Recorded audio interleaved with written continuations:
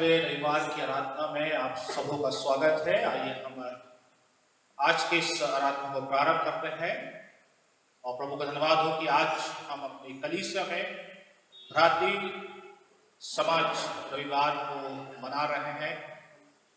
तरह के बाद छठवें रविवार को आराधना प्रारंभ करते हुए भ्रातृ समाज दिवस की आराधना को हम प्रारंभ करते हुए मिलकर के गीत संख्या 36 गाएंगे। पहला गीत संख्या 36।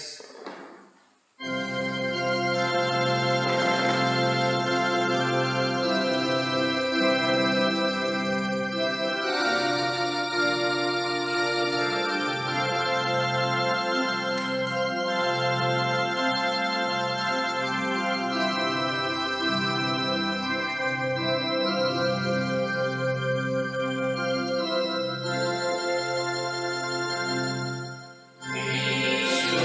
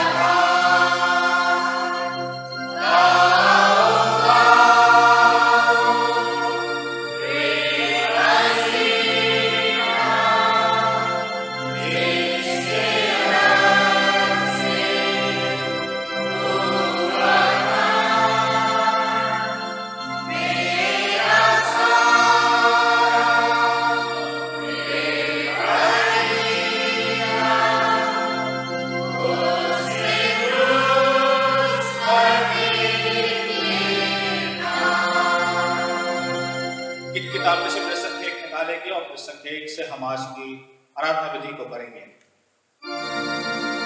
परमेश्वर के तौर पुत्र और पवित्र आत्मा के नाम से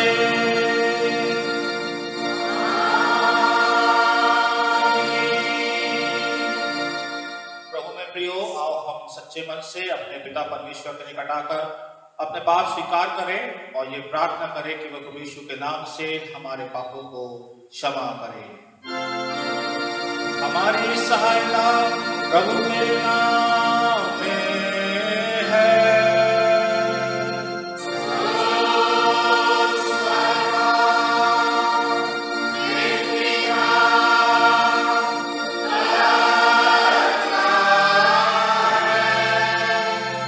मैंने कहा कि मैं अपने प्रभु के सामने अपने पापों को अंगीकार करूंगा।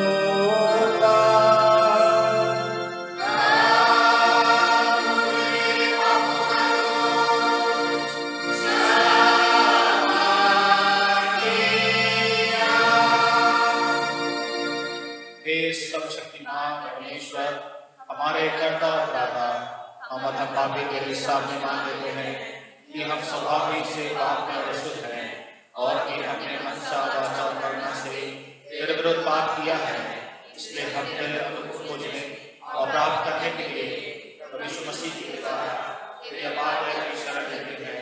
हे दयालु पिता, तू जिसने अपने गौरव पुत्र को हमारे पापों के कारण मृत्यु को दिया, हमारा दया कर और उसी के कारण हमारे सब पापों को क्षमा कर। तो अपने पवित्र आत्मा के द्वारा हमें अपना सच्चा आत्मिक ज्ञान दे कि हम तेरी इच्छा को पहचानें और वचन का पालन करें, जिससे कि तेरे द्वारा हमारा जीवन का हमारे प्रभु यीशु मसीह के द्वारा। आमीन। तुम्हारी स्वीकृति पर मैं प्रभु की आज्ञा के अनुसार तुमको जो सच्चे मन से पश्चाताप करते हो और उस पर विश्वास करते हो, तुम्हारे सब पापों की संपूर्ण क्षमा तुम्हें परमेश्वर पिता और पुत्र और पवित्र आत्मा के नाम से सुनाता हूँ। आमीन।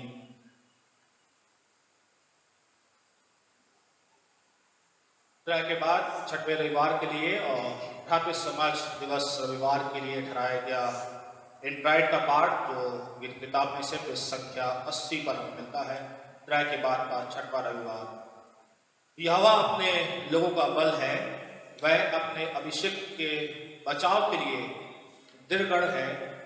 अपनी प्रजा का उद्धार कर और अपने निज लोगों को आशीष दे, उनकी रखवाली कर और उन्हें सदा संभाले रहे। हे यहोवा, मैं तुझी को पुकारूंगा। हे मेरी चट्टान, मेरी अनसुनी ना कर, नहीं तो मैं तेरे चुप रहने से मैं कब्र में पड़े हुए के समान हो जाऊंगा। परमेश्वर पिता और पुत्र और पवित्र आत्मा की महिमा होवे।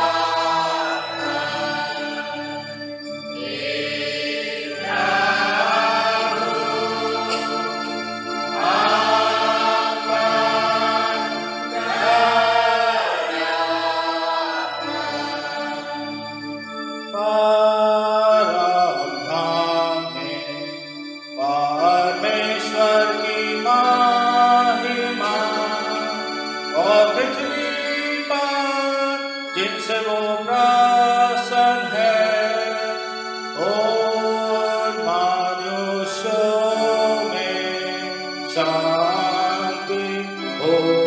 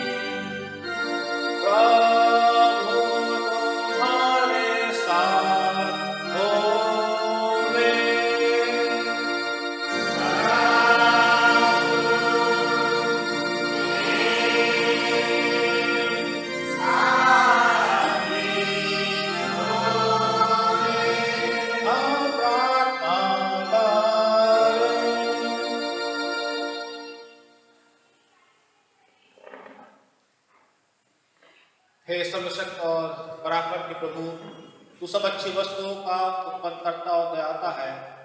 अपने नाम के प्रेम हमारे हृदय में उपजा, सत्य धर्म को हमें और सारी भलाइयों को हमारे प्रतिपालन कर और अपनी अपार दया से हमें उसमें बनाए रहा। यीशु मसीह तेरे पुत्र हमारे प्रभु के द्वारा, जो तेरे पवित्र आत्मा के साथ सदा परमेश्वर युगा में जीता और राज करता है। आमीन।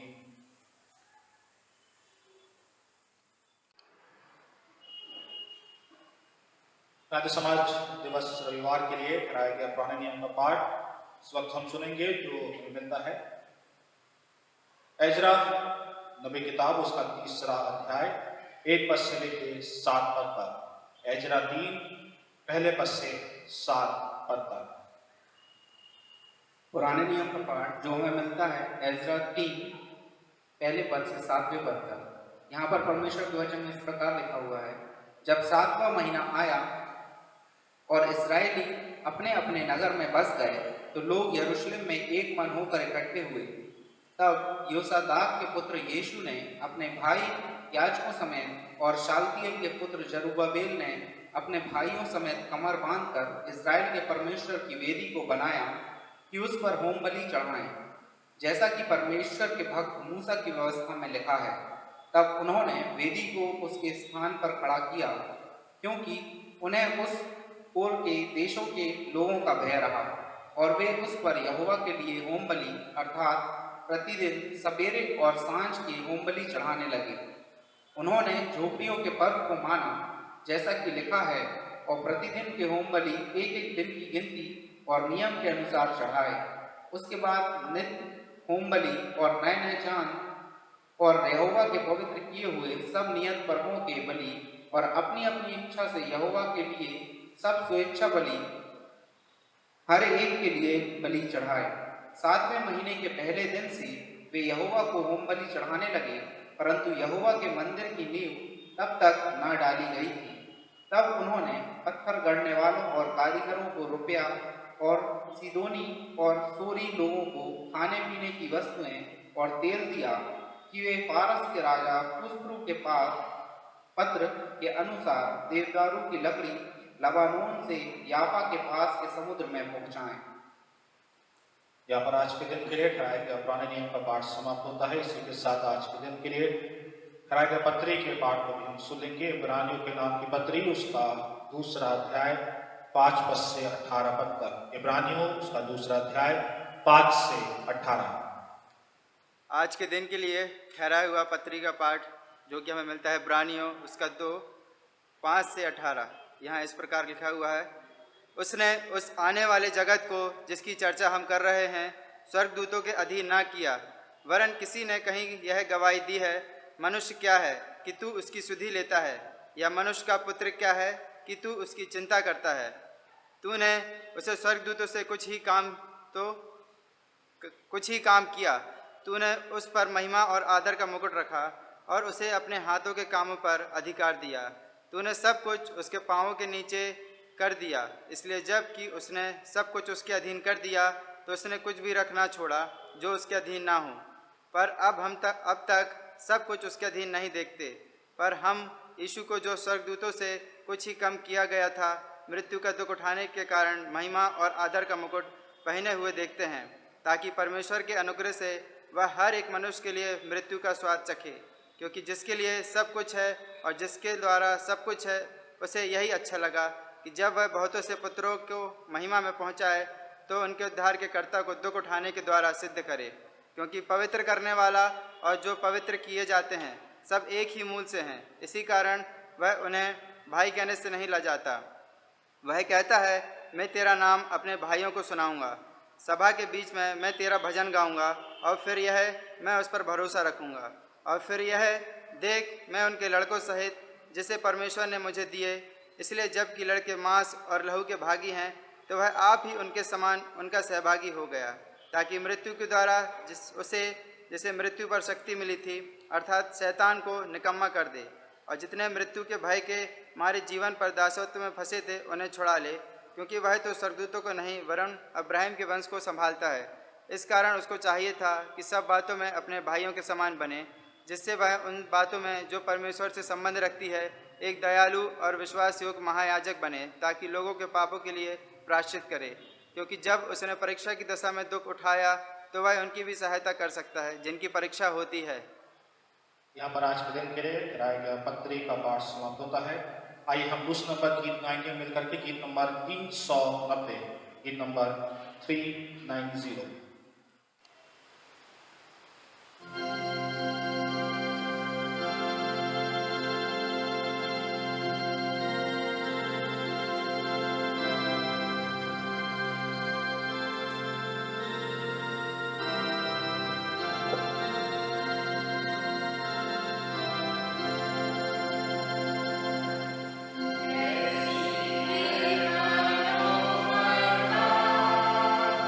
Cha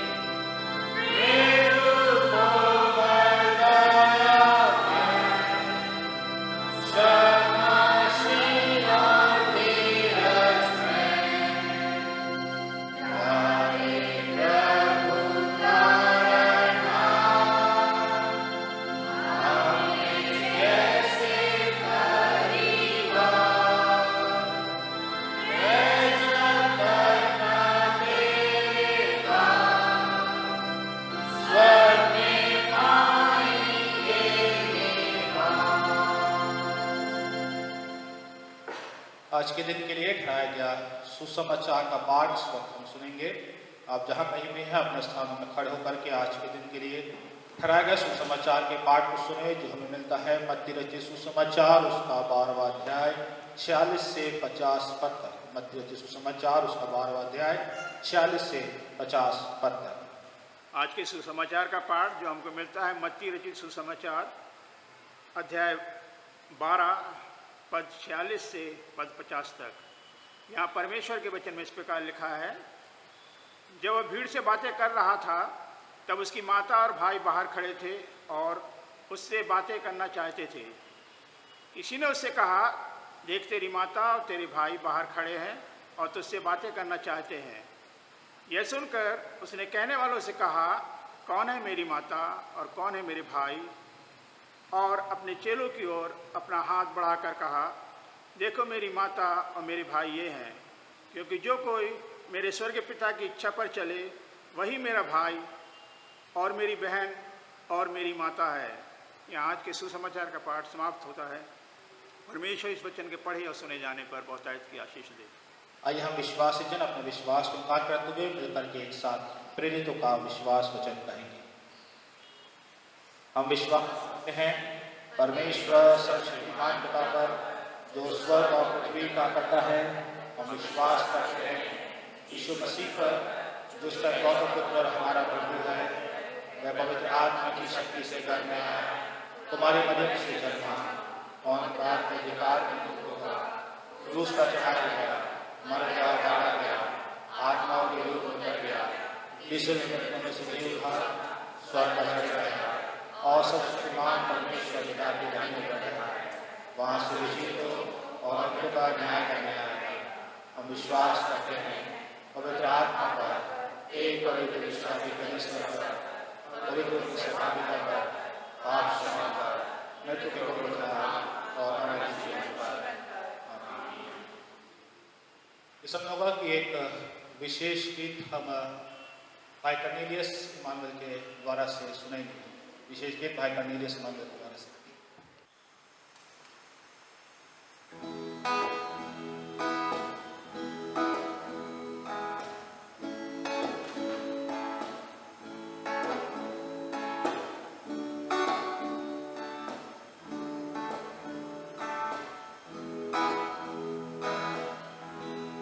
राही चलता जा, राही चलता जा, राही चलता जा, राही चलता जा। प्रभु तेरे जो साथ है, राही चलता जा, राही चलता जा।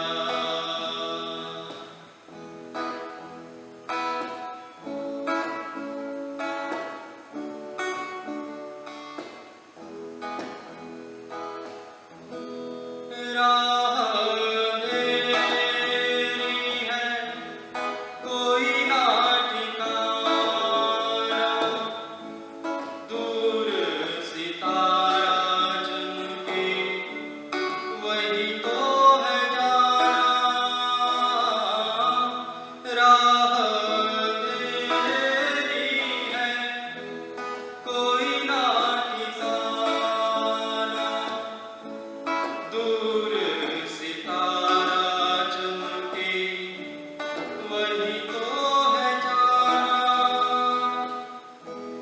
वही तेरी मंजिल, वही है ठिकाना। राही चलता जा, राही चलता जा, राही चलता जा, राही चलता जा।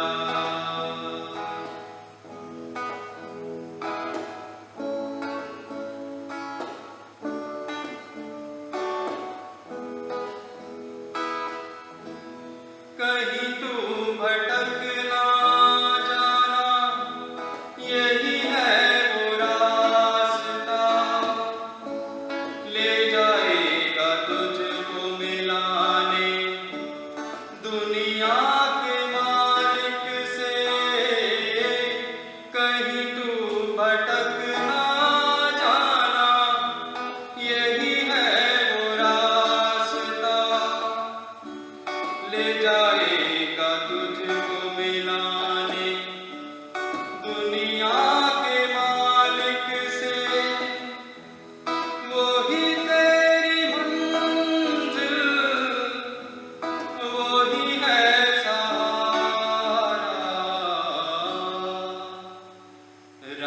चलता जा, राही चलता जा, राही चलता जा, राही चलता जा। प्रभु तेरे जो साथ है, राही चलता जा, राही चलता जा, राही चलता जा, राही चलता जा। जय श्री आइए हम तीसरे नंबर गीत नंबर 463 463 मिलकर के गाएंगे।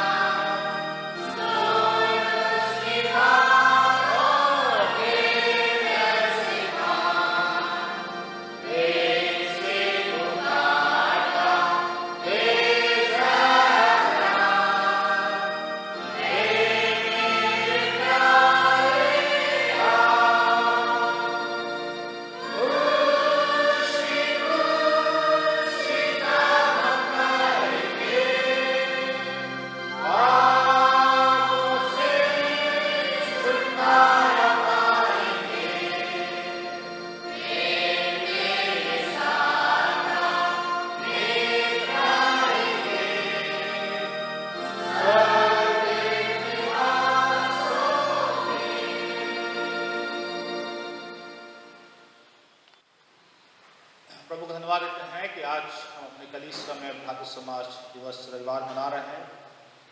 प्रभु को धन्यवाद हो कि एक सप्ताह फिर से प्रभु ने हम सबको संभाल के रखा और फिर से प्रभु ने अनुग्रह करा कि एक और प्रभु के दास के द्वारा से हम आज के वचन को अपने घरों में रह करके सुने।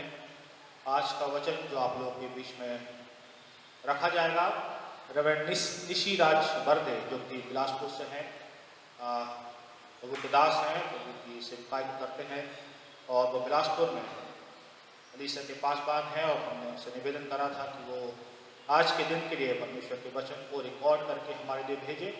सो आज के दिन में आप रेवरेंड निशिराज बर्दे के द्वारा से परमेश्वर के वचन को सुनेंगे। शालोम, आप सबों को जय मसीह की। आज आपका स्वागत है आज की इस आराधना में। ईएलसी चर्च सागर ने और आपके पासवान रेवरेंड मैथ्यू ने मुझको आमंत्रित किया। मैं आप सबका आभारी हूं, आपके पासवान का आभारी हूं जिन्होंने मुझको आमंत्रित किया आज के इस संडे के लिए कि आज का संदेश ऑनलाइन दिया जा सके। परमेश्वर की दया, परमेश्वर के अनुग्रह के लिए आप सबों का धन्यवाद, जो न केवल आपके ऊपर परंतु मेरे ऊपर भी होती है। और इसलिए मेरी कलीसिया की ओर से, disciples of Christ church Bilaspur की कलीसिया की ओर से, सागर की इस मंडली को, ईएलसी मंडली को मैं प्रभु यीशु मसीह में ग्रीटिंग्स भेजता हूं। अपेक्षा करता हूं कि भले हम भौतिक रूप से, फिजिकल रूप से दूर हैं, पर आत्मिक रूप से एक साथ हम जुड़े हुए हैं परमेश्वर की संगति में। मैं reverend NR Barde, disciples of Christ church Bilaspur का सीनियर पासवान हूं और आप सबों का आज की आराधना में आपका मैं स्वागत करता हूं। आइए, इससे पहले कि हम अपने संदेश में जाएं, हम एक छोटी प्रार्थना करें। Late us pray. प्रभु, हम धन्यवाद देते हैं आज सुबह के समय के लिए जो तूने हम सबों को दिया। तेरी दया में, तेरे अनुग्रह में यह समय हमारे लिए दिया गया। प्रभु, होने देना तेरे वचन के द्वारा जो कुछ भी आज भोजन हमको मिलता है वो प्रभु हमारे लिए, हमारे आत्मिक जीवन के लिए काफी हो सके। पूरी कलीसिया को, ईएलसी चर्च सागर को और सारे विश्वासियों को, एक एक घरानों को हम तेरे हाथ में सौंपते हुए अपेक्षा के साथ कि प्रभु आज तू अपने वचन के द्वारा हमसे बातचीत करेगा। हमको अपना स्पर्श देना, हमको अपना टच देना और होने देना प्रभु कि तेरा अनुभव हमारे जीवन का अनुभव हो सके। प्रभु यीशु मसीह में धन्यवाद के साथ इस विनती को हम दया के साथ मांगते हैं, आमीन। जैसा मुझको बताया गया कि आपकी कलीसिया में आज के रविवार में फेलोशिप के ऊपर संदेश दिया जाना है, संगति के ऊपर, आपस की संगति के ऊपर संदेश दिया जाना है। उस संगति में हमारा परिवार भी सम्मिलित है, उस संगति में हमारी कलीसिया भी सम्मिलित है, उस संगति में पूरा ईएलसी चर्च और आपकी पूरी फेलोशिप सम्मिलित है। और इसलिए आज सुबह के समय में मैंने आपके लिए और अपनी स्टडीज के लिए जो स्थल मैंने चुना है वो एक कैरेक्टर पर आधारित है, वो एक जन पर आधारित है जो पुराने नियम का एक व्यवस्थित जन है जिसके बारे में मैं और आप बचपन से सुनते आए हैं, और वो है एली और उसका परिवार। एली और उसका परिवार। और जो टॉपिक मैंने दिया है इसका बड़ा काल्पनिक और दर्द से परिपूर्ण ये संदेश है, परंतु शायद मेरे और आपके लिए यह अत्यावश्यक है कि हम ऐसे समयों में, आज के इस विशेष दिन में, इस संदेश को सुन सकें। जो टॉपिक मैंने दिया है, a man of God with sons of Satan. Eli, परमेश्वर का जन, शैतान के बच्चों के साथ, आज का यह टॉपिक है। और जो स्थल है वो स्थल लंबा चौड़ा स्थल है। मैं और आप बचपन से पढ़ते आए हैं, आप घर में जाकर इसको अवश्य पढ़िएगा। पहला शामुएल उसका 2 अध्याय और उसकी 12वीं आयत से लेकर पहला शामुएल उसका 4 अध्याय और उसकी 22वीं आयत तक। पहला शामुएल उसका 2 अध्याय 12 से लेकर 4 अध्याय उसकी 22वीं आयत तक, वहां पर ये सारी बातें हमको स्पष्ट रूप से देखने और सुनने में आ रही हैं। इजराइल के इतिहास में एक अत्यंत करुणादायक, दारुणी और दुखद और बदनामी या कलंक परमेश्वर के वचन में यहां इस स्थल में प्रकाशित किया गया है, हमें दर्शाया गया है। पूरा देश, इजराइल देश जो है, बगैर किसी अगुवे के और बगैर किसी दिशा के आगे बढ़ रहा था। प्रत्येक जन अपने स्वयं में एक कानून था। Each man was a law unto himself. धार्मिक अगुवे देश में इन परिस्थितियों में अगुवाई कर सकते थे, उनको करना आवश्यक था, याजक आदि लोग, परंतु वचन के अनुसार उनका भी नैतिक पतन पूर्णतः हो चुका था। पहला शामुएल और उसका पहला अध्याय और उसका 2 अध्याय और उसकी 11वीं आयत में एक बहुत खूबसूरत बात लिखी हुई है हन्ना के विषय में। हन्ना की इस खूबसूरत बात जो परमेश्वरी बातों से परिपूर्ण है, जो परमेश्वर के नजदीक में आकर वो कह रही है, उसके मध्य में एक सुंदर परमेश्वरी संदेश के मध्य में जो हन्ना के माध्यम से वहां पर परिलक्षित किया जा रहा है, एक रेफरेंस अचानक हमारे सामने में क्षितिज में मानो वो उभर रहा है, और वो है पहला शामुएल उसका 2 अध्याय और उसकी 12वीं आयत। वहां पर लिखा हुआ है, एली के पुत्र तो लुच्चे थे, उन्होंने यहोवा को ना पहचाना। हन्ना बहुत अच्छी बात कर रही है, परमेश्वर के डर और भय की बातचीत कर रही है। एक परिदृश्य है, एक कॉन्टेक्स्ट है जो परमेश्वर से परिपूर्ण कॉन्टेक्स्ट है। उस संदर्भ के बीच में पहला शामुएल 2 अध्याय और उसकी 12वीं आयत में मानो क्षितिज पर एक अचानक रेफरेंस आ रहा है काले धब्बे के रूप में, और वहां कहा जा रहा है, एली के पुत्र तो लुच्चे थे, उन्होंने यहोवा को ना पहचाना। इसीलिए इन अध्यायों में जब हम इसको आगे पढ़ेंगे तो इन अध्यायों में सब कुछ अच्छा नहीं है। इन सभी समस्याओं की जड़ एली और उसके पुत्र रहे हैं, जिनका नाम होप्नी और पिनहास था। आपने इतिहास में देखा है, संडे स्कूल से हम पढ़ते आ रहे हैं। एली जो है वो प्रधान याजक है शीलो में, और वो हारून के सबसे छोटे पुत्र की खानदान से आता है। 58 साल की उम्र में उसको इज़राइल के ऊपर न्यायी नियुक्त किया गया था, वो उसको जज बनाया गया था, और तब से वो कार्य अगले 40 वर्षों तक करता रहा है। 4 अध्याय और उसका 18वां पद यदि आप देखेंगे तो आपको समझ में आ जाएगा। परंतु उसके बुढ़ापे में उसके 2 पुत्र पैदा हुए हैं, जिनका नाम होप्नी और पिनहास रखा गया है, जो सारी बातों की अधिकायत के कारण बिगड़े हुए हैं। उनके जीवन में सब कुछ है, सारी आवश्यकताओं की पूर्ति हो रही है, और ये बच्चे बिगड़े हुए हैं। अति सेवन, अति भोग, ओवर इंडल्जेंस जैसा अक्सर ऐसे बच्चों के साथ होता है। एली जो है वो हन्ना को फटकारा करता था, उसको डांटा करता था, उसकी निंदा करने से वो चूकता नहीं था, परंतु अपने दोनों बच्चों के प्रति, दोनों बेटों के प्रति वो कठोर नहीं था। वो दोनों बच्चों के प्रति कठोर नहीं था। सभी दृष्टिकोण से एली एक आदरणीय और धार्मिक जन के रूप में इजरायलियों के मध्य में स्वीकार किया जाता था।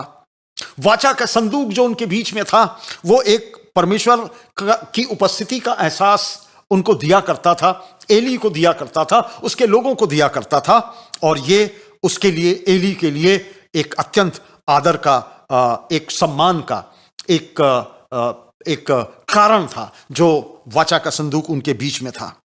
वाचा के संदूक को वो बहुत अत्यंत आदर दिया करता था। उसकी उपस्थिति उस समय यहोवा परमेश्वर की उपस्थिति समझी जाती थी। वाचा के संदूक के रूप में परमेश्वर का एहसास कराती थी उनके बीच में। और इस वृद्ध पवित्र जन की सिर्फ एक ही गलती थी, एक ही फॉल्ट था, उनको अपने पुत्रों की गलती नजर नहीं आती थी, दूसरों की गलतियां नजर आती थी। अब यहां से हम देखने का प्रयास करेंगे परमेश्वर के वचन के माध्यम से, न केवल मेरे परिवार के लिए परंतु आप सबके परिवार के लिए भी, कि परिवारों में किस प्रकार से शैतानी बातें घुसती हैं और कैसे माता पिता भी अपने परिवार को बर्बाद कर डालते हैं। आज के इस रविवार में हम फैमिली संडे कह लें या पारिवारिक रविवार कह लें, जो परिवारों के लिए संदेश है वो यहीं से प्रारंभ होता है। किसी पर आक्षेप नहीं है, किसी पर खींचा कशी नहीं है, किसी परिवार को टारगेट नहीं किया जा रहा है इस संदेश के माध्यम से, परंतु ये एक प्रकार की केस स्टडी है जिसको मैं और आप मिलकर देखने का प्रयास कर रहे हैं, जिसके माध्यम से हम अपने परिवारों का भी आकलन करेंगे, अपना प्रतिबिंब देखने का प्रयास करेंगे। हम अपने परिवारों का भी आकलन कर रहे हैं, जहां हम फॉल्टी हैं, जहां पर हम गलत हैं, शायद इन घटनाओं के संदर्भ में हम अपने परिवार को ठीक कर सके, हम अपने परिवार को व्यवस्थित कर सके। यह स्थल जो है वो अत्यंत पीड़ा उत्पन्न करता है उन माता पिता लोगों के लिए जिनके जीवन में परमेश्वर का एक मूल्य है। वो अच्छे विश्वासी हैं, वो अच्छे विश्वासी हैं, प्रभु की संगति में रहते हैं, पर उन लोगों के लिए यह बहुत कष्टदायक और पीड़ा उत्पन्न करता है कि बच्चे परमेश्वर से दूर होते चले जा रहे हैं। जो मूल्य है परमेश्वर का मूल्य है, जिससे परिवार आशीष पाते हैं, जो वैल्यूज है जिसके माध्यम से मैं और आप आशीष पाते हैं, परंतु बच्चों का अनात्मिक जीवन और उनका स्तर गिर चुका है और उसके कारण माता पिता का भी सिर झुक चुका है। परिवार बच्चों के कारण बदनामी झेलता है, पारिवारिक स्थिति दारूणीय हो जाती है, अपशय झेलना पड़ता है। और एली के जीवन में यही स्थिति थी, एली के जीवन में यही कुछ स्थिति थी जिसको मैं और आप बहुत डिटेल में देखने का प्रयास करेंगे। जब इन परिस्थितियों को मैं और आप देख रहे हैं तो मुझको और आपको इस बात को समझना चाहिए परमेश्वर के वचन के अनुसार कि मेरे और आपके जीवन में जब हम पारिवारिक रूप से हैं तो एक सीमा के निर्धारण की आवश्यकता अवश्य होती है। एली जो है उसने अपने पालकपन के होने की जिम्मेदारी को ठीक से निभाया नहीं था। उसने अपने बाप होने की जो जिम्मेदारी है उसको ठीक से निभाया नहीं था। जब उसके पास संदेश पहुंचा कि उसके पुत्रों के द्वारा कुकृत्य किया जाता है, उसने उसको बहुत हल्के से लिया।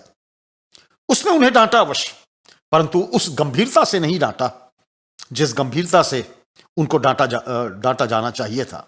न्यायी तो था वो अपने बच्चों का न्याय कर सकता था, दूसरों का न्याय करता था। प्रधान याजक होने के कारण उसकी जिम्मेदारी डुअल रिस्पॉन्सिबिलिटी थी, उसकी जिम्मेदारी डबल थी और तथा उस समय की व्यवस्था के अनुसार दंड भी बहुत सख्त हुआ करते थे। व्यवस्था के अनुसार जो दंड दिया जाना था वो एली के सामने खुले हुए थे। हो सकता है उनको, उनके लड़कों को, होप्नी और पिनहास को उनकी जिम्मेदारियों से हटाया जा सकता था तथा मृत्यु दंड भी दिया जा सकता था उनके कृत्यों को देखकर।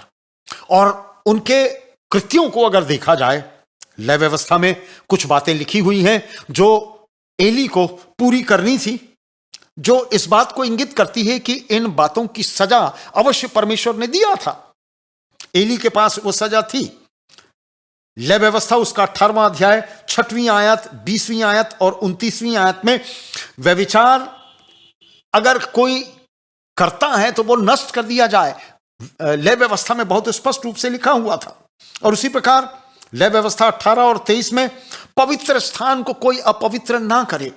अब एली के जो दोनों पुत्र हैं, होप्नी और पिनहास, यदि इन स्थलों को समय की कमी के कारण मैं ये स्थल आपके सामने पढ़ नहीं रहा हूं, परंतु आप सब जानते हैं और इसलिए मैं I am taking for granted कि आप ये सब चीजों से आप वाकिफ हैं। होप्नी और पिनहास जो पाप किया करते थे वो परमेश्वर के वो पवित्र स्थल में वो बहुत ही शोचनीय था और उसके लिए सजा थी।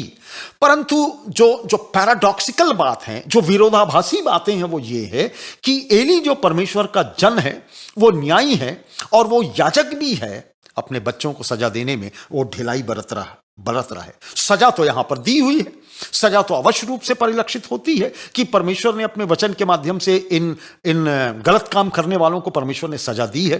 परंतु एली रिलक्टेंट है, एली शांत है अपने बच्चों को सजा देने के लिए, पवित्र स्थान को अपवित्र ना करें। अपने बच्चों के पापों को जानते हुए भी अपनी जिम्मेदारियों को, जो उसकी जिम्मेदारी जस्टिस की थी, न्याय देने की थी, उसने अपने आप को उससे मानो अलग रखा हुआ था। कितनी अजीब और विडंबना की बात थी। हम में से सभी को यह समझना चाहिए कि एली लोगों के प्रति, उसके बेटों के अन्याय के प्रति एली हमेशा शांत रहा करता था और वो परमेश्वर के प्रति उतना ही सौम्य था। एली के पुत्र सारी गंदी बातें किया करते थे, परमेश्वर से वो दूर थे, परमेश्वर के प्रति वो सौम्य नहीं थे, परमेश्वर के साथ उनका संबंध नहीं था। परंतु उनके बाप का संबंध परमेश्वर पिता के साथ बहुत व्यवस्थित था और बहुत अच्छा था और बड़ी सौम्यता के साथ उनका संबंध था। परमेश्वर के प्रति एली बहुत ही सौम्य रहा करता था और बच्चों के प्रति जो उसको कड़ाई बरतनी थी वो बरतता नहीं था। अब कुछ बच्चे जो हैं, कई बार माता पिता की अत्यधिक कठोरता के कारण बिगड़ जाते हैं और इसलिए परमेश्वर के वचन में यह भी कहता है, कोलोसियों और उसका 3रा अध्याय और उसकी 21वीं आयत में, हे बच्चे वालों अपने बालकों को तंग ना करो, ताकि उनका साहस टूट ना जाए।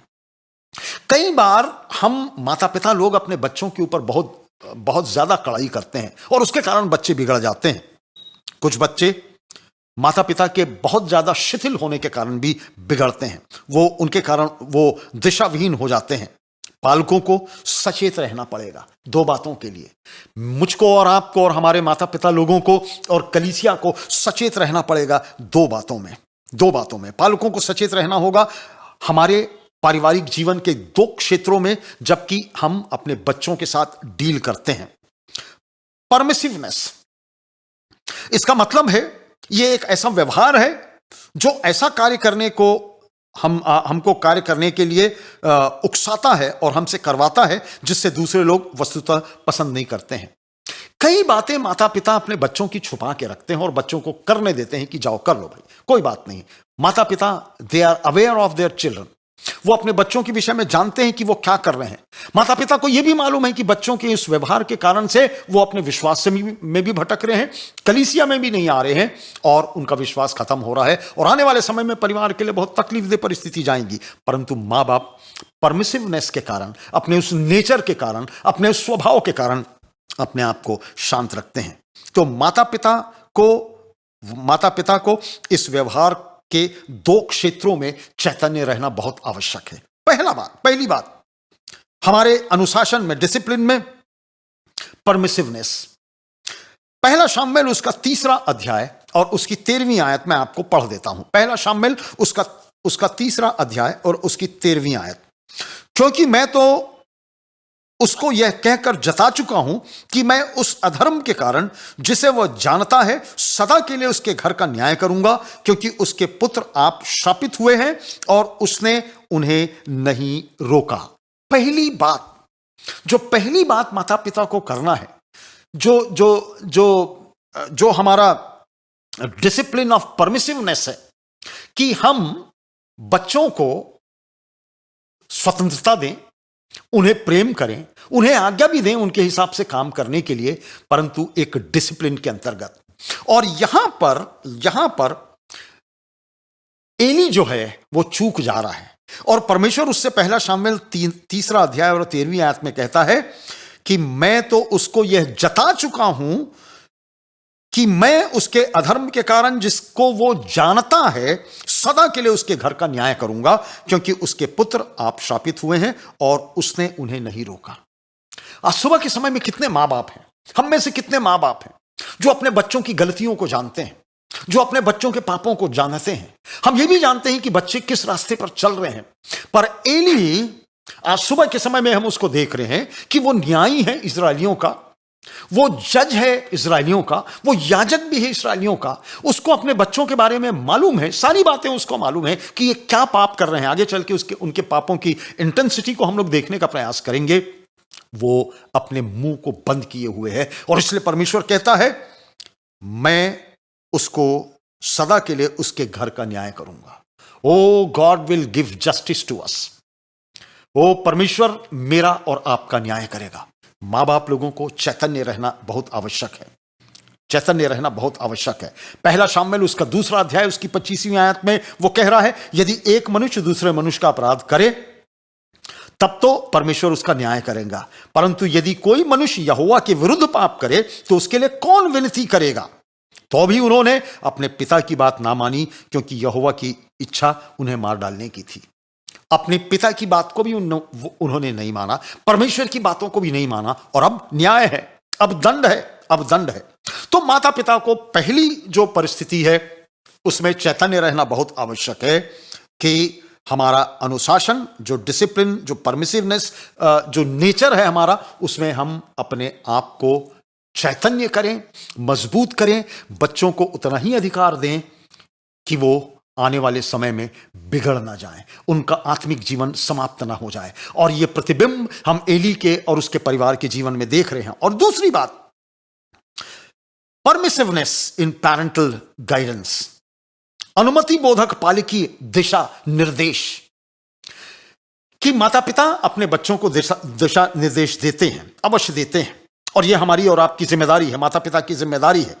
पहला शामुएल 2 अध्याय और 12वीं आयत में कह रहा है एली के पुत्र तो लुच्चे थे, उन्होंने यहोवा को ना पहचाना। अब यह परिवार का जो संदर्भ है वो खुल के सामने आ रहा है। परिवार कैसा है ये खुल के सामने आ रहा है। और पहला शामुएल 2 अध्याय और 17वीं आयत में वो कह रहा है इसलिए उन जवानों का पाप यहोवा की दृष्टि में भारी हुआ, क्योंकि वह यहोवा की भेंटों का तिरस्कार करते थे। वे बच्चे जिन्हें उनकी स्वयं की इच्छा पर छोड़ दिया जाता है, बगैर पालकों की और माता पिता की सलाह लिए, बातचीत माने बगैर, सलाह लिए बगैर, वे बच्चे गैर जिम्मेदाराना अडल्ट के रूप में बढ़ते हैं। माता पिता की आंख के सामने वो तकलीफदेह परिस्थितियों में होते हैं, क्योंकि कहीं ना कहीं माता पिता इस कृत्य के लिए खुद जिम्मेदार हैं। आपको मालूम है कि आप जो बच्चों को अनुमति दे रहे हैं, आपको मालूम है कि जो आप परमिशन दे रहे हैं बच्चों को, आने वाले समय में उनका जीवन गड्ढे में गिरने वाला है, गड्ढे में गिरने वाला है जीवन, उनका जीवन पाप में गिरने वाला है। पर आपने कभी उनको रोकने का प्रयास नहीं किया। एली ने उनको कभी रोकने का प्रयास नहीं किया, और हमारी आंख के सामने हमारा परिवार उजड़ता है, हमारी आंख के सामने हमारा परिवार बिगड़ जाता है, उखड़ जाता है। और यही कुछ बात, ये दो बातें मुझको और आपको चैतन्य कराती हैं कि मुझको और आपको बहुत चैतन्य रहना है और बहुत ही विजिलेंट रहना है अपने परिवार को बढ़ाने में। हमारे बच्चे किस प्रकार बढ़ रहे हैं, वो कहाँ जा रहे हैं, वो किस प्रकार से आप उनको परमिशन दे रहे हैं, वो किस प्रकार की संगति में है, खुदा के साथ बैठते हैं कि नहीं बैठते हैं, आपके साथ और मामा पापा के साथ वो रात के समय में एक साथ प्रार्थना में सम्मिलित होते हैं कि नहीं होते हैं, वो प्रभु के कार्य में हैं कि नहीं हैं, वो चर्च जाते हैं कि नहीं जाते हैं। ये आपका काम है। और आपने अगर उनको छूट दिया कि ठीक है, कोई बात नहीं, आज संडे का समय है, आपको चर्च में रहना है, पर आप चर्च में हो नहीं, यह आप जान रहे हैं, और जानने के बावजूद आपने उनको छूट दिया है, जीवन के एक मोड़ पर आकर, जीवन के किसी एक कोण पर आकर भुगतान मुझको और आपको भुगतना पड़ेगा। अक्सर इन संदर्भों में माता पिता प्रश्न करते हैं, where did we go wrong? जब बच्चे बिगड़ जाते हैं, जब बच्चे पूरी रीति से हाथ से निकल जा रहे हैं आत्मिक रूप से, और तब हम प्रश्न करते हैं, हम कहां पर अपनी परवरिश करने में गलती कर बैठे? यह प्रश्न हमारे दिमाग में कौंधता रहता है, यह प्रश्न हमारे दिमाग में हाउंट करता रहता है। इन प्रश्नों का उत्तर तब तक नहीं दिया जा सकता है जब तक बच्चे पूरे रूप से बिगड़ ना जाएं। एली की परिस्थिति में इसका उत्तर अवश्य दिया जा सकता है। एली की परिस्थितियों में यह उत्तर अवश्य दिया जा सकता है। एली के परमिसिव स्वभाव और उसकी अनुमति बोधक स्वभाव, जो हर अच्छे बुरे कार्यों के लिए होता था, उसके बच्चों के जीवन को बिगाड़ दिया और बर्बाद कर दिया। आज सुबह के समय में कितने माता पिता हैं जो इस तरीके का बिहेव करते हैं जैसा एली ने बिहेव किया था, उनके जीवन को बर्बाद कर दिया। और क्या परिणाम हुआ आपको मालूम? क्या परिणाम हुआ एली के बच्चों का? 4 अध्याय 11वीं आयत, बच्चे मार डाले गए। एली के दोनों बच्चे होप्नी और पिनहास मार डाले गए। 4 अध्याय 18वीं आयत, वो एली स्वयं मार डाला गया, वो मर गया। और 4 और 22वीं आयत, इससे दूसरे लोग भी प्रभावित हुए। माता पिता के इस स्वभाव का परिणाम जबरदस्त विरोधाभास में होता है। अब आइए कुछ पैराडॉक्सिकल परिस्थितियों को देखने का प्रयास करें, विरोधाभासी परिस्थितियों को एली के जीवन से मैं और आप देखने का प्रयास करें। क्या होता है? अनुमति बोधक पालकपन का जो परिणाम है अद्भुत विरोधाभास के साथ होता है। आपने अपने बच्चों को परमिशन दे दिया, आपने अपने बच्चों को छूट दे दी, मैंने और आपने अपने बच्चों को स्वतंत्रता दे दी, पर उसका जो परिणाम होता है, उसका जो विरोधाभास होता है, वो कैसा होता है हम देखने का प्रयास करें। मामा पापा तो अच्छे हैं, मामा पापा तो प्रभु का भय मानते हैं, मामा पापा तो रोज सुबह और शाम प्रार्थना में बैठते हैं, परमेश्वर के वचन को पढ़ते हैं और गिरजा जाते हैं और पादरी साहब के साथ संगति करते हैं, पादरी साहब के साथ हाथ बटाते हैं। बच्चे जो हैं माता पिता की इच्छा के अनुसार, उनके निर्देश के अनुसार या उनसे परमिशन लेके वो अपना काम कर रहे हैं, और वो काम ऐसा कुछ कर रहे हैं जिससे परिवार के ऊपर बदनामी आ रही है। और ये विरोधाभास, ये कॉन्ट्राडिक्शन हमारे परिवारों में पाया जाता है। हम ध्यान दें, एली के परिवार के माध्यम से मैं और आप अपने परिवार का प्रतिबिंब देखने का प्रयास कर रहे हैं। ध्यान दीजिए, पहली बात, एली के परिवार को देख लीजिए। मंदिर में किए गए व्यवहार में अविश्वसनीय विरोधाभास है। एली के पारिवारिक जीवन को देखने में एक बहुत अविश्वसनीय विरोधाभास है, पैराडॉक्स है, उसको हम देख रहे हैं। पहली बात यह है जो मैं और आप सीख सकते हैं, उनका पिता याजक है। होप्नी और पिनहास का जो पिता है वो याजक है, वो न्यायी भी है। बच्चों ने मेल बलि में चढ़ाया गया मांस जो उनके हिस्से का नहीं था छीन लिया है, और जो हिस्सा आराधकों का था, जो वर्शिपर्स लोगों का था, उनको भी उन्होंने छीन लिया है। उन्होंने परमेश्वर को छला है। चर्बी जिसको जलानी होती थी होम बलि और मेल बलि में, वो भी उन्होंने छीन लिया है, उसको जलाने नहीं दिया है। और यह बात यहीं पे समाप्त नहीं हो गई। मिलाप वाले तंबू के द्वार पर स्त्रियों के साथ व्यभिचार किया गया, परंतु एली की पहचान एक पवित्र जन के रूप में है। What a contradiction! कितना जबरदस्त विरोधाभास है। अ गुड फैमिली, एक अच्छा परिवार है, परमेश्वर का जन है, उनका पापा परमेश्वर का जन है, उनका पापा याजक है, उनका पापा न्यायी है, परमेश्वर के साथ उसका तारतम्य बहुत अच्छा है, परमेश्वर का जन है और उसके माध्यम से लोगों ने आशीष पाई है। परंतु बच्चे परमेश्वर से दूर हैं और उनका कृत्य यहां पर नजर आ रहा है। What a contradiction. और कितने परिवार हैं आज सुबह के समय में जो इसी तरीके के जी रहे हैं। मामा पापा बहुत अच्छे हैं, मामा पापा बहुत बेहतर हैं, बच्चे उन रास्तों पर हैं जहां पर उनको होना नहीं चाहिए। और यह जिम्मेदारी किसकी है? यह जिम्मेदारी किसकी है? क्योंकि माता पिता ने बचपन में कभी उनको रोका नहीं, माता पिता ने कभी उनके ऊपर नियंत्रण किया नहीं और आज स्थिति यह है कि वो हाथ से निकल चुके हैं। एक पैराडॉक्सिकल सिचुएशन, एक विरोधाभासी दृश्यावली एली के परिवार में नजर आ रही है। दूसरी बात, वाचा का संदूक। वाचा का संदूक जो एली और इस्राएलियों के बीच में है, वो परमेश्वर की उपस्थिति का एहसास कराता था और वो परमेश्वर की उपस्थिति ही थी। परमेश्वर उनसे बातचीत करता था। वो पवित्रतम वेदी जो थी उनके बीच में थी, उसके विषय में भी विरोधाभास था। एली के बेटे वाचा के संदूक को एक प्रकार से अंधविश्वासी रूप में लिया करते थे। वो सोचते थे कि कोई ये जादू मंत्र की चीज है। धार्मिक विश्वास उनके लिए बाह्य दिखावी और आडंबर था। एली के बच्चों के लिए वाचा का संदूक उनके लिए एक प्रकार का जिमिक था, मानो एक प्रकार की जादूगरी थी। मानो वाचा के संदूक को वो एक रहस्यमयी जादूगरी की चीज समझा करते थे एली के लिए। परंतु एली के लिए वाचा का संदूक परमेश्वर की उपस्थिति थी। O every day he used to talk to the Lord. O परमेश्वर से वो रोज बरोज बात करता था। वाचा का संदूक उसको याद दिलाता था कि खुदा हमारे बीच में है। कितने परिवार हैं आज सुबह के समय में जो परमेश्वर के वचन को अपने घरों में आदर के और महिमा के योग्य उसको मानते हैं, उससे पढ़ते हैं। परमेश्वर उनसे बातचीत करता है। माता पिता तो बातचीत कर लेते हैं, बुजुर्ग लोग तो बातचीत कर लेते हैं, परंतु ये जवान पीढ़ी कहाँ है? जवान पीढ़ी कहाँ है? परमेश्वर की उपस्थिति वाचा के संदूक के रूप में वहां पर थी और जो एली था वो उसको कभी अपने पास से दूर नहीं जाने देना चाहता था। इवन लड़ाई के मैदान में भी अगर लड़ाइयां होती थी, वाचा के संदूक को वो अपने पास रखा करता था। और दोनों ही झुंडों का विचार आर्क के विषय में अलग अलग था। बच्चे कवनेंट से बंधे हुए नहीं थे, प्रतिज्ञा से अपने आप को उन्होंने अलग कर लिया था। वाचा के संदूक के विषय में उनका विचार कुछ अलग था, पिताजी का विचार कुछ अलग था, मत विभिन्नता थी। कितना पैराडॉक्सिकल सिचुएशन है, कितनी विरोधाभासी बातें हैं जो हम उसके परिवार में देख रहे हैं। परमेश्वर की उपस्थिति को भी उन्होंने नकार दिया है बच्चों ने। बाप अभी भी स्वीकार कर रहा है कि परमेश्वर है वाचा के संदूक के रूप में। तीसरा जो विरोधाभास था माता पिता और पुत्रों में, वो अपने सहयोगियों के साथ किया गया उनका वर्ताव था। बेटे जो हैं वो अपस्वार्थी हैं, अपने अपस्वार्थ में, सेल्फिशनेस में, स्वयं के स्वभाव से वो लोग संचालित थे। अपवित्रता, परमेश्वर की निंदा और लालच, ग्रीड, अनियंत्रित नैतिकता में वो लोग डूबे हुए थे। परमेश्वर के विरुद्ध काम किया करते थे। मिलाप वाले तंबू के सामने उनको जिम्मेदारी दी गई थी और मेल बलि और होम बलि चढ़ाने की जो जिम्मेदारी दी गई थी, ईमानदारी के साथ उनको काम करना था। परमेश्वर के हिसाब से उनको काम करना चाहिए था। परमेश्वर के अनुग्रह के अनुसार उनको काम करना चाहिए था। परंतु पापा से वो अलग है और अपने मातहत लोगों के साथ जो मिलाप वाले तंबू में काम किया करते थे, उनका व्यवहार अपवित्रता से परिपूर्ण था। उनका व्यवहार निंदा, लालच और ग्रीड और अनियंत्रित नैतिकता से परिपूर्ण था। अपने सहयोगियों को वे अपने गलत कामों के लिए उपयोग में लाते थे।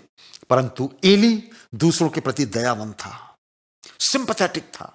वो दूसरों के प्रति दयामंद था, वो परमेश्वर का सेवक था और दूसरों के जीवन में भी वो अच्छा देखना मांगता था। तो तीन विरोधाभासी बातें हैं।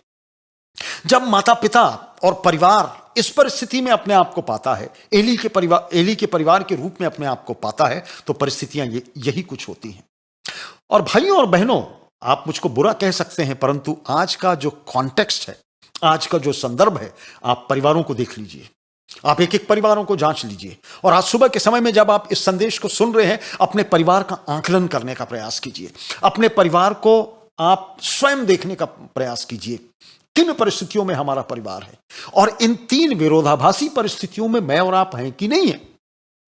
इन तीन विरोधाभासी परिस्थितियों में, पैराडॉक्सिकल परिस्थितियों में मैं और आप हैं कि नहीं है? और अवश्य मुझको लगता है कि हमारा 75% मसीही जो परिवार है वो इन्हीं कुछ परिस्थितियों में अपने आप को जकड़ा पा रहा है। परमेश्वर से दूरी, पुरानी पीढ़ी परमेश्वर के नजदीक में है, परमेश्वर से मोहब्बत करती है, और नई पीढ़ी परमेश्वर से दूर है। परंतु सिखाया किसने है उनको? मामा पापा ने सिखाया है। मामा पापा ने अपने परमिसिव नेचर के कारण उनको परमिशन दिया है, और बच्चे शायद बिगड़े हुए हैं। और बच्चे ना बिगड़े, यही दुआ मैं और आप करना मांगते हैं। बच्चे भटके ना अपने विश्वास से, यही दुआ हम सबों की होती है। हम सबों की दुआ यही है। और मैं चाहता हूं कि ELC चर्च का एक एक परिवार बचाया जाए। वो एली के समान का परिवार ना रहे कि एक ही परिवार में दो अलग अलग प्रणालियां देखने को नजर आती हैं, दो अलग अलग बातें देखने को नजर आती हैं। एली का परिवार ऐसी कुछ था। चौथा विरोधाभास जो था उनके जीवन में वो ये था कि बाप बेटों को परमेश्वर को समझाने में, परमेश्वर कैसे समझाए, इस नई पीढ़ी को कैसे समझाए और इस पुरानी पीढ़ी को कैसे समझाए। Contrast in the way each understand God. Eli के पुत्र परमेश्वरी बातों में नहीं थे, अनात्मिक थे। प्रैक्टिकली वो परमेश्वर से दूर थे, अवैवाहिक रूप से नास्तिक थे। हम कह सकते हैं परमेश्वर से बहुत दूर थे। परंतु दूसरा अध्याय और 12वीं आयत में परमेश्वर के प्रति कोई आदर उनका नहीं था, परमेश्वर के प्रति कोई जिम्मेदारी उनकी नहीं थी। No sense of obligation towards God. परमेश्वर के प्रति उनकी कोई जिम्मेदारी नहीं थी, ऐसा वो बिहेव किया करते थे। परंतु एली जो था वो भिन्न था। तीसरा अध्याय 18वीं आयत और चौथा अध्याय 13वीं आयत, वो प्रभु से प्रेम करने वाला जन था। प्रभु उससे बहुत आसानी से बात कर लेता था, परमेश्वर पिता उससे बहुत आसानी से बात कर लेता था। पर बच्चों से बात करना, वो तो एक प्रकार के नास्तिक थे। ये सारी परंपराएं, उनको ऐसा लगता था कि ये सारी गतिविधियां जो मिलाप वाले तंबू के पास हो रही हैं वो एक रिचुअल है जिसको हम कर रहे हैं। और क्या आज भी सुबह के समय में हमारे बहुत ढेर सारे परिवार के लोग ऐसे हैं, जवान ऐसे हैं, जो केवल गिरजा आना और चर्च आना एक रिचुअल समझते हैं, एक परंपरा समझते हैं, एक विधि समझते हैं कि ये विधि है, हो जाएगा, कुछ भी नहीं होगा। परमेश्वर के लिए ये बड़ी समस्या की बात थी, कैसे कम्युनिकेट किया जाए। एली को तो वो कम्युनिकेट कर लेता था, एली से तो वो संवाद कर लेता था। बच्चों को जिनको मिलाप वाले तंबू की जिम्मेदारी दी गई थी, उनसे कैसे कम्युनिकेट करे।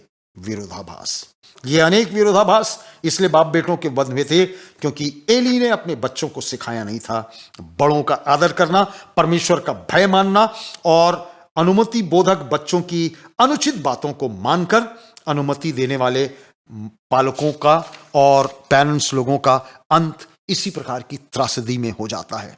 और tragic end of a wonderful family through परमिसिवनेस।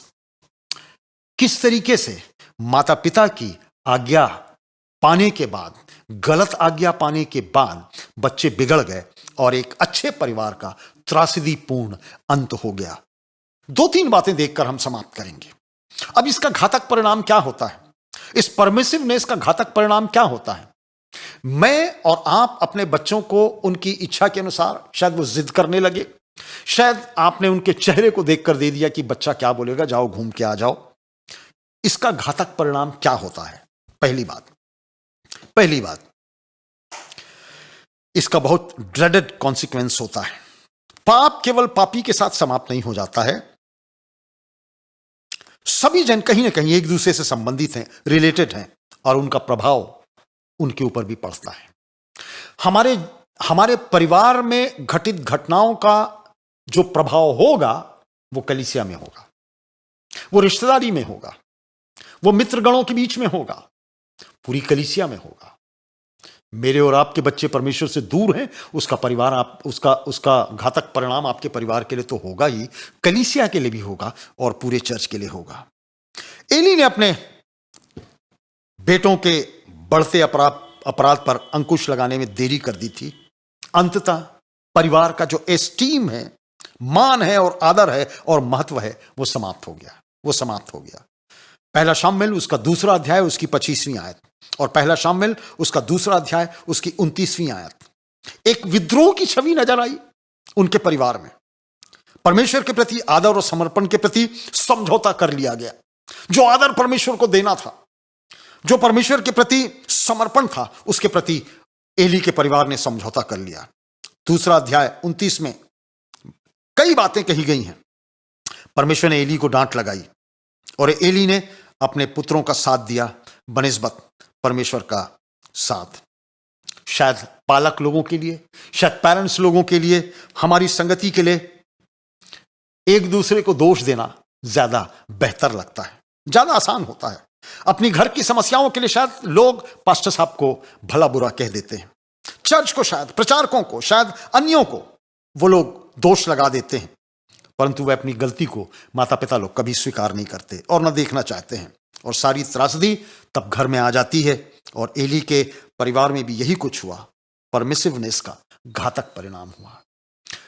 मामा पापा लोग, माता पिता लोग, क्या इस परिवार में उपजी इन समस्याओं को और उसके समाधान में आप कभी जाने का प्रयास किए हैं? शायद हम अपने घर की और अपने बच्चों की समस्याओं के लिए दोष दूसरों को देते हैं। माँ पापा को दोष देगी, पापा माँ को दोष दे देगी, घर के लोगों को दोष दे दिया जाएगा। पास्टर साहब दोषी हैं, कई बार पास्टर साहब दोषी हो जाते हैं, कई बार चर्च काउंसिल दोषी हो जाती है, कई बार चर्च के एल्डर्स दोषी हो जाते हैं।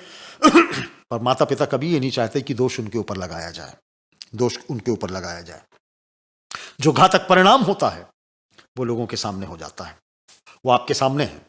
आप बहुत अच्छी रीति से अपने घर और परिवार को प्रतिबिंबित होते हुए देख सकते हैं अपने जीवन में।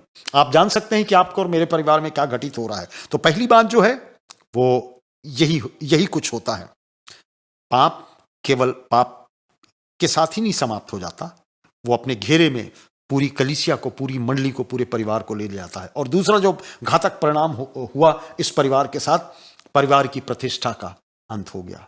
वो परिवार की अच्छी परंपरा को आघात लगा। The family heritage suffered.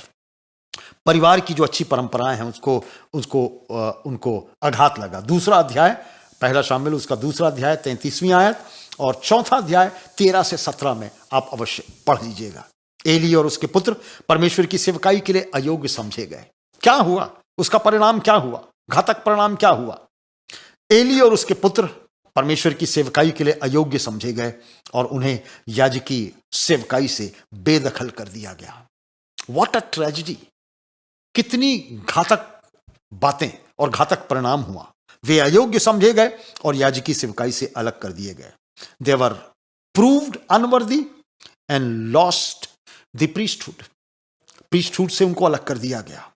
उनके नाम को वंशावली और उनकी जीनियोलॉजी से बाहर कर दिया गया। इतिहास में उनका नाम परमेश्वर के वाचा के संदूक को लूटने में और लूटने वालों में और मिलाप वाले तंबू के विनाश करने वालों के रूप में लिया जाने लगा, परिवार के पापों के कारण, परिवार के पापों के कारण।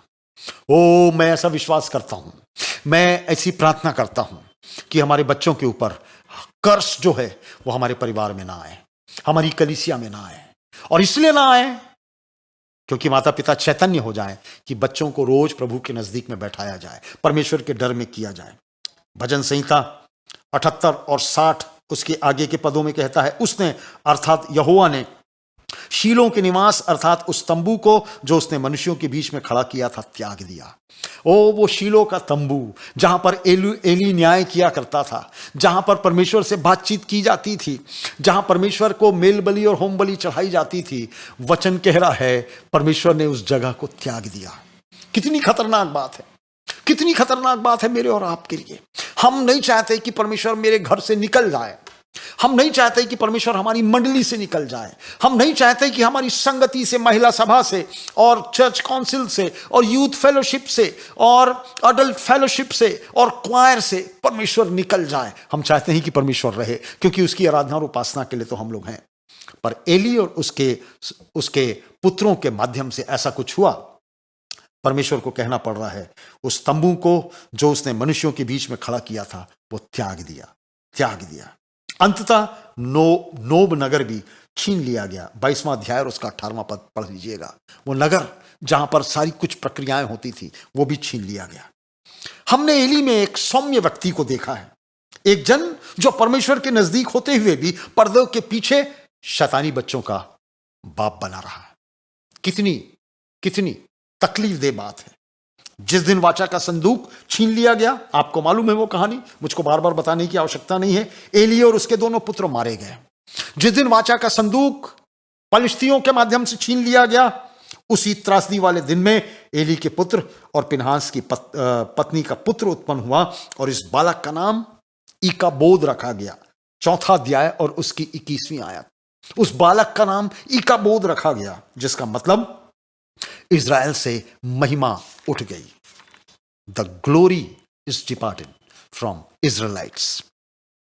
किसी ने कहा है this is the fitting name for the end of Eli's family.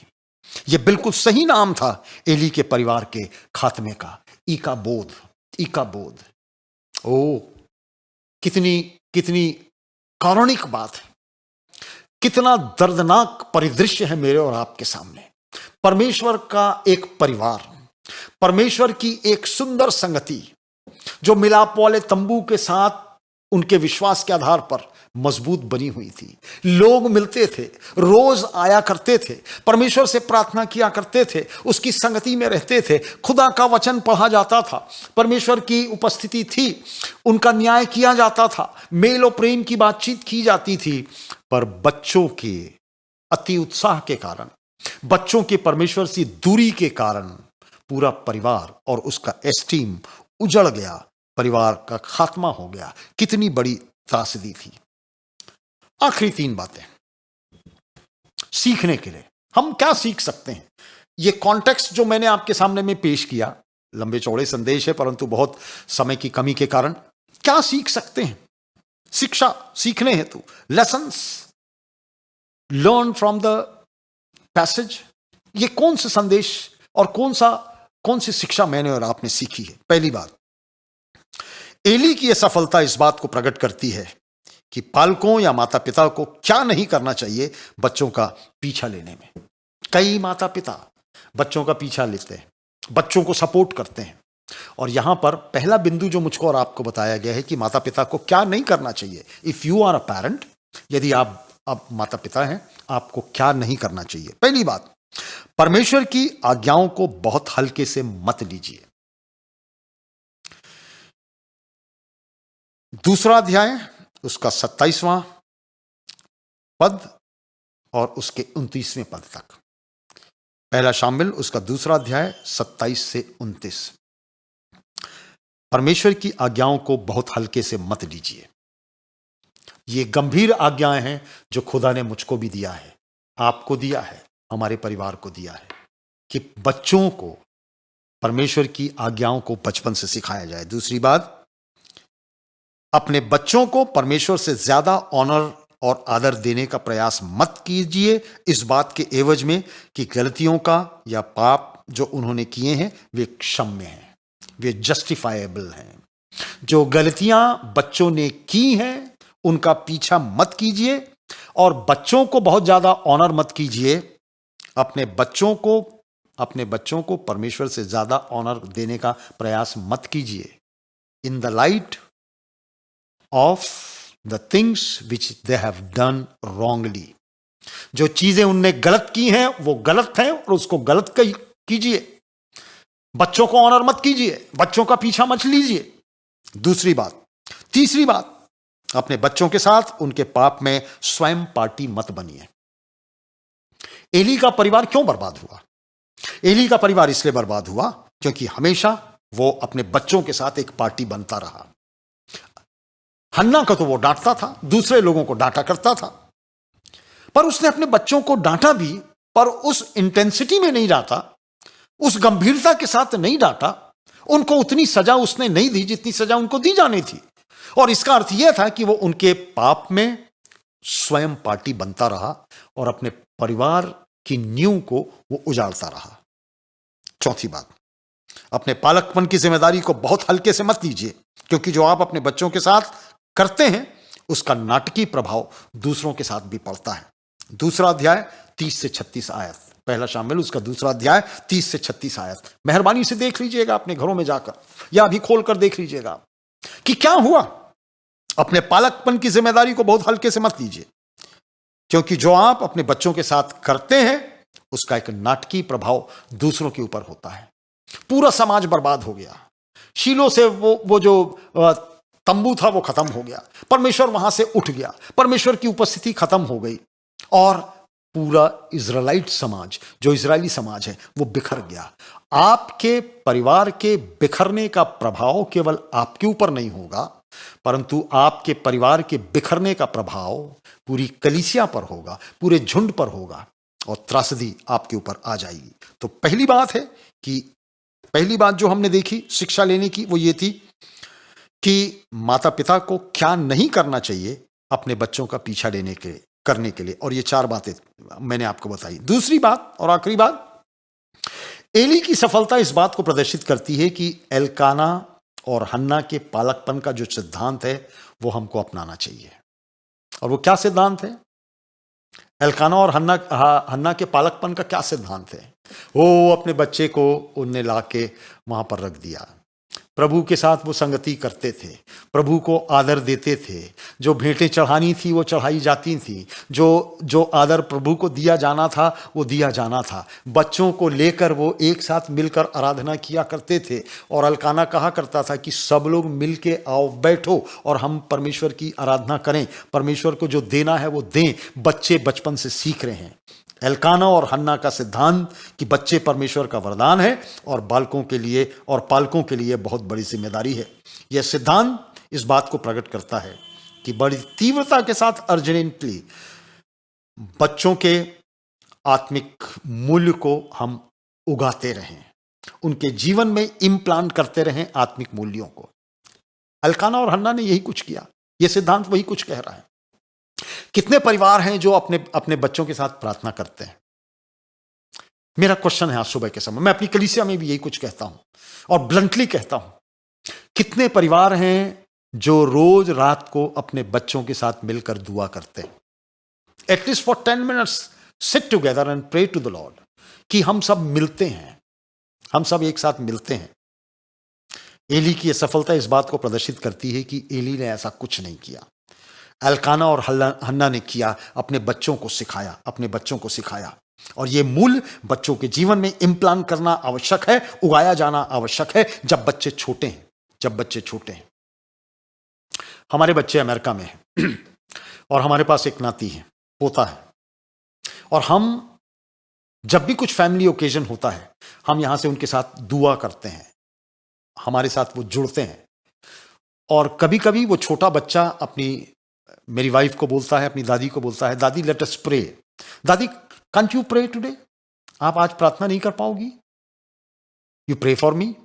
कभी अकेला रहता है और वो फोन लगा देता है, 5 साल का बच्चा है, परंतु वो फोन लगाता है और प्रार्थना करने के लिए दादी को कहता है, दादी यू प्रे, दादा यू प्रे। मैं और आप अपने बच्चों को जब तक ये बात ना सिखाएं, बच्चे नहीं सीख सकेंगे। और जब बच्चे छोटे हैं उस उम्र में ये इम्प्लांट करना बहुत आवश्यक है। माता पिता लगातार बच्चों को चेतावनी देते रहें जब तक वे जिंदा रहें, और इस बात को ध्यान में रखते हुए कि पालक भी उतनी ही बात समझ सकते हैं, मैं और आप बुजुर्ग लोग उतनी ही बात समझ सकते हैं जितना हम स्वयं जानते हैं, उससे ज्यादा हम नहीं जानते हैं, उससे ज्यादा हम कुछ कर भी नहीं सकते। इन स्वभावों को हम कम से कम प्रकट कर सकते हैं, इन आत्मिक स्वभावों को हम प्रकट कर सकते हैं और अपनी संगति को बचा सकते हैं, आपस की फेलोशिप को मजबूत कर सकते हैं जो स्वयं उसमें है। और इन्हीं सब कमी में जैसा ईश्वर को भी हम आदर देते हैं, हम अपने बच्चों को सिखा सकते हैं। कंक्लूजन, आज के संदेश का कंक्लूजन, निष्कर्ष,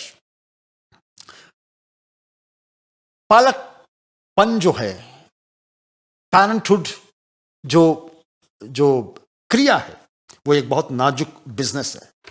it is a fragile business. इसके लिए मसीही पालकों को विजडम, बुद्धि की आवश्यकता है। यदि बच्चे सांसारिक तौर पर जी रहे हैं, माता पिता को आत्मिक बुद्धि की आवश्यकता है। और यदि उन्हें परमेश्वर के भय में बढ़ना हो तो हमारे लिए बहुत आवश्यक है कि बच्चों को साथ लेकर बढ़ें। पालक भी गलतियां करेंगे, परंतु वे पालक जो परमेश्वर का भय मानते हैं वे कम गलतियां करेंगे। मुझसे और आपसे भी गलतियां होती हैं, अच्छे माता पिता लोगों से भी गलतियां हो जाती हैं, पर वो माता पिता जो प्रभु के डर और भय में रहते हैं वो कम गलतियां करते हैं। एली इसी बात में असफल हो गया। इस बात को समझने में वो फेल हो गया कि बच्चों की जिद या चीखने और चिल्लाने से या उनकी गलत बातों के लिए निवेदन को स्वीकार कर लेने में या उनकी बातों को स्वीकार कर अपना पीछा छुड़ा लेने में समस्या का समाधान नहीं होने वाला है। और यही कुछ एली के जीवन में और उसके परिवार में हुआ। परिवार बिखर गया, परिवार उजड़ गया। उसकी मृत्यु एक ऐसे जन की मृत्यु थी जो हृदय टूटने से, हार्ट ब्रोकन हार्ट, हृदय टूटने से उसकी मृत्यु हो गई। दुख और पीड़ा में उसकी मृत्यु हो गई, क्योंकि उसने अपने बच्चों को परमेश्वर की अथॉरिटी और उसके प्रभुत्व के जुए में बांधने की कोशिश नहीं की थी। परमेश्वर के डर और भय में अपने बच्चों को रखने की कोशिश नहीं की थी। And this heart broken man died just like that suddenly. अपनी कुर्सी से वो गिर गया और उसकी गर्दन टूट गई और उसकी मृत्यु हो गई। क्या गजब का सेवक परमेश्वर का, कितना जबरदस्त सेवक, कितनी त्रासदीपूर्ण परिस्थितियों में उसकी मृत्यु हो गई, उसका परिवार बिखर गया। परिणाम जो हुआ, पूरे परिवार का अंत हो गया। प्रयासित भी संभव नहीं हो पाया। 3 अध्याय और उसका 14वां पद। मेरा और आपका परिवार कैसा है? हमारे माता पिता किस तरीके के मसीही हैं? बच्चे किस विश्वास में हैं? और हम अपने परिवार में किस तरीके का बिहेव करते हैं? और यदि आज शाम के समय में, आज सुबह के समय में मैं और आप इन बातों को समझ जाएं, वो हमारे लिए बेहतर रहेगा। परमेश्वर करे आज के इस संदेश के माध्यम से मैं और आप समझ सकें। एक सुंदर परिवार है जो खुदा ने मुझको और आपको दिया है। परमेश्वर की उपस्थिति में बच्चों को सिखाना है, उसकी संगति में बच्चों को रखना है। बच्चों को उतना अधिक प्यार भी ना हम करें कि बच्चे बिगड़ जाएं, और बच्चों को हम ऐसा भी ना छोड़ दें कि बच्चे यूं ही बिगड़ जाएं। परमेश्वर ने एक बाउंड्री बांधी है, परमेश्वर ने एक सीमा बांधी है। उसके डर और भय में बच्चों को रखें। और मैं आपको आश्वासन दिलाना मांगता हूं कि जो बच्चे संडे स्कूल आते हैं, जो बच्चे चर्च आते हैं, जो बच्चे रेगुलर चर्च में आते हैं, जो परिवार रेगुलर चर्च में आते हैं, उनका परिवार और जो लोग नहीं आते हैं, उनको कंपेयर करके देखिए। आपको आशीष में अंतर पता चलेगा, आपको बरकतों में अंतर पता चलेगा। वो परमेश्वर आशीष देता है। और आज सुबह के समय में परमेश्वर आप सबों को आशीषित करे। इस संगति को खराब मत होने दीजिए। ये परिवार का जो इंस्टीट्यूशन जो है उसको बिखरने मत दीजिए। ये परिवार की जो एकता है उसको बिगड़ने मत दीजिए। इस परिवार के माध्यम से चर्च मजबूत होता है, हमारी कलीसिया मजबूत होती है, हमारा विश्वास मजबूत होता है, हमारी अगली पीढ़ी मजबूत होती है। आइए एली के समान ना बने, एली के समान ना बने, परंतु मैं और आप चैतन्य रहते हुए अपने विश्वास को प्रभु यीशु मसीह में मजबूत कर सकें। परमेश्वर आप सबों को आज सुबह के समय में आशीषित करे। आप सबों को फिर से जय मसीह की। Praise the Lord. शालोम। आज के वचन के लिए हम अपनी कलीसिया की ओर से, मैं अपनी ओर से प्रभु के दास रेवरेंड श्री राज वर्दे का धन्यवाद देता हूँ, जिन्होंने परमेश्वर के वचन को हमारी कलीसिया के लिए भेजा। प्रभु आपको और आपकी कलीसिया को और आपकी सेवकाई को बहुत से आशीष दे। सूचना इस प्रकार से है कि महिला समाज की ऊपर नीचे हाथा कारखाना व स्कूल कंपाउंड की जो मीटिंग है वो शनिवार शाम को 4 बजे मिसेस कविता जो सब कारखाने में जो रहती है उनके घर में होगी। तो शनिवार शाम 4 बजे स्कूल कंपाउंड ऊपर हाथा और कारखाने की मीटिंग कारखाने में मिसेस कविता जो सब के निवास स्थान पर होगी। आज के दिन की बधाइयाँ सभी भ्राता भाइयों को जो हमारी कलीसिया में हैं। आप सबों को मेरी ओर से, कलीसिया के पासवान की ओर से और हमारे समस्त आदरणीय लोगों की ओर से हम आपको आज के इस दिन की भ्रातृ समाज दिवस रविवार की हार्दिक बधाइयाँ देते हैं। प्रभु आप सबको आशीष दे और प्रभु आप सबको अपने अपने घरों में सुरक्षित रखें। आज भी दान के दिन के दौरान दान दिया जाएगा, दान अपने अपने घरों में रखें और जब आप हमसे मिलते हैं आप अपने दान को हम तक पहुँचा सकते हैं। प्रभु आप सबको बहुत से आशीष दें। हम मिलकर के एक साथ आप करी गाएंगे।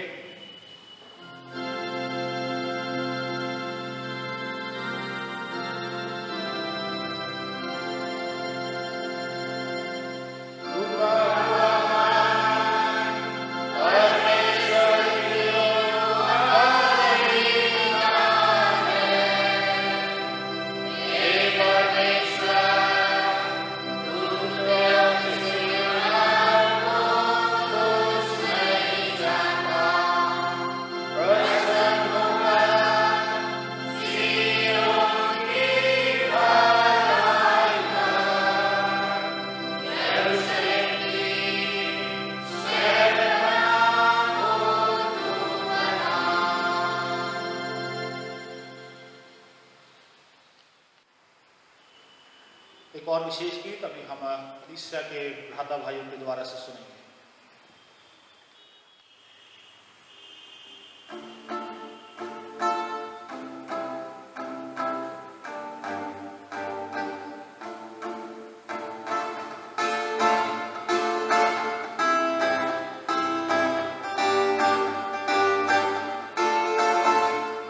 आनंद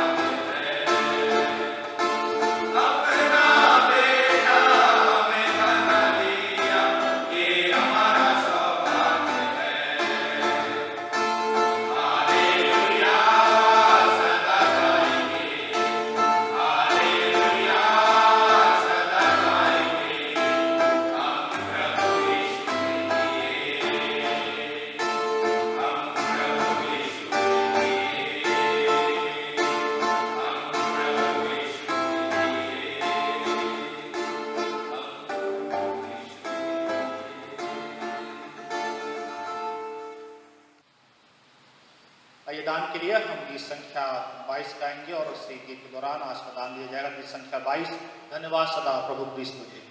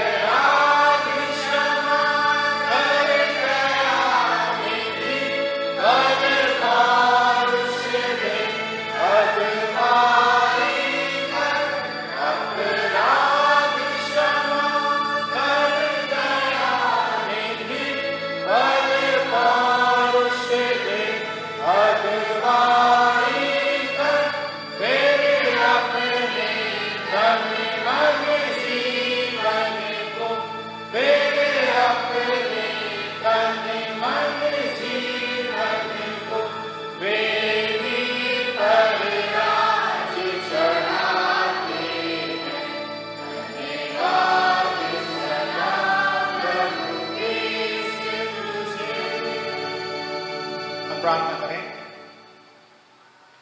हे पवित्र त्रैक परमेश्वर, हम तेरा धन्यवाद करते हैं कि तूने अपने कृपामय प्रकटीकरण से हम पर प्रकट किया है। तू हमारा परमेश्वर है और तूने बपतिस्मा के द्वारा हमको अपना कृपा पात्र बनाया है और अनंत जीवन के लिए नए सिरे से जन्माया है। हे हमारे प्रभु यीशु मसीह, तू हमारा ज्ञान, हमारा धर्म, हमारी पवित्रता और हमारा उद्धार है। हे पवित्र आत्मा, सत्य के लिए पालकपन की और प्रार्थना की आत्मा, हम तुझ त्रैक परमेश्वर की सराहना, महिमा और आराधना करते हैं। हमारे पास आ, हमारे हृदय में वास कर, हमें सच्चा विश्वास और जीवती आशा उत्पन्न कर और ऐसा कर कि हम अंत को तेरे पवित्र दूतों और सब चुनुओं के साथ तेरे स्वर्गीय निवासों में और तेरे उस पवित्र स्थान में तेरी भक्ति, स्तुति और सेवा कर सके।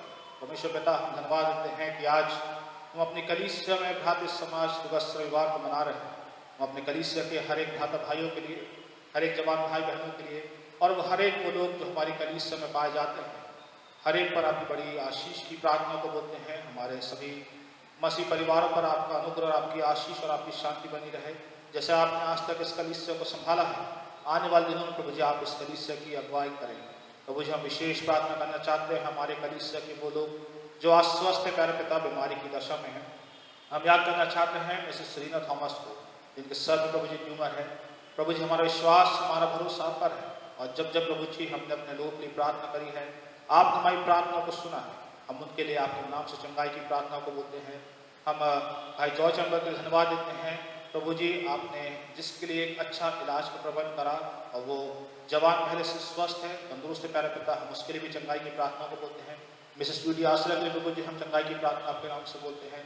मिसेस अनुग्रह ओरेल के प्रभु जी हम प्रार्थना करते हैं। बीते दिनों में हमने किसी बेटी से प्रभु जी उनके लिए प्रार्थना करा और प्रभु जी आपने एक बड़ी चंगाई उनके जीवन में लिया। हम आपको धन्यवाद देते हैं और जो धन्यवाद की भेंट प्रभु जी उन्होंने आपको अर्पित करी है हमारी प्रार्थना है आप उनके धन्यवाद की भेंट को ग्रहण करें और प्रभु जी हम उनके लिए संपूर्ण चंगाई की प्रार्थना को बोलते हैं। जो भी प्रभु जी उनके शरीर में तकलीफ है बीमारी है प्रभु यीशु मसीह हम आज के इस दिन में और हर एक जो हमारी कली से बीमार है हर एक के लिए आज इस दिन में चंगाई की प्रार्थना को बोलते हैं और हम जानते हैं कि आप अपनी इच्छा के अनुसार हमारे लोगों को छुएंगे चंगा करेंगे और एक दिन आएगा कि जब प्रभु जी हम इसी वेदी से हम उनके लिए धन्यवाद करेंगे प्यारे पिता।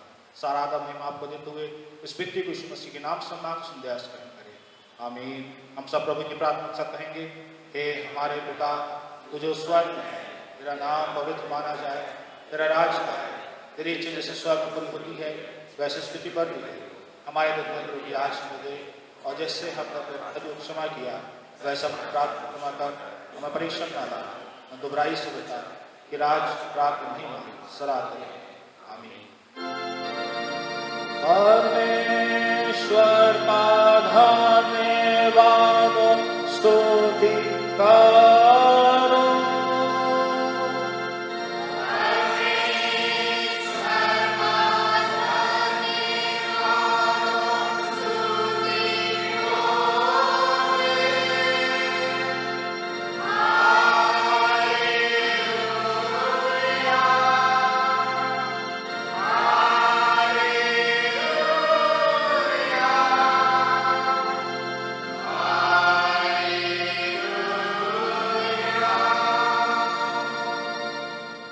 अपने अपने हृदय परमेश्वर के सामने झुकाकर उसी से आशीष ग्रहण करो।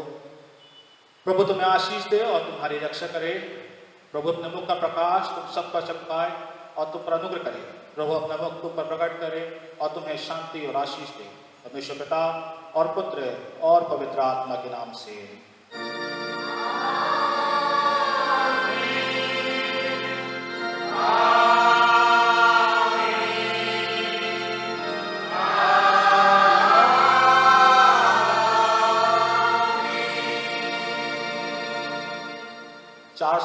नंबर का अंतिम गीत है गीत नंबर 471 471।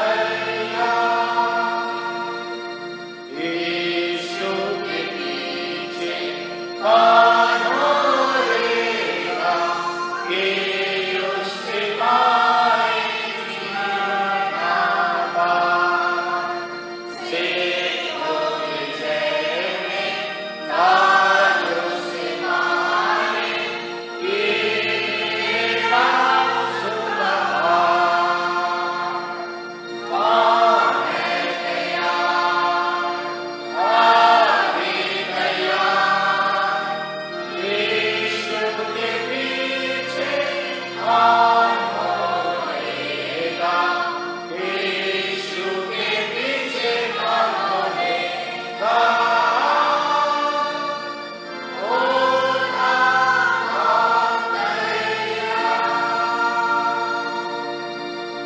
आप सबको आशीष दे, अपने घरों में सुरक्षित रहें। प्रभु आप सबको आशीष दे। प्रभु का अनुग्रह, प्रभु की शांति, प्रभु की आशीष आपको और आपके परिवार को मिलती रहे। आप सबों को यीशु से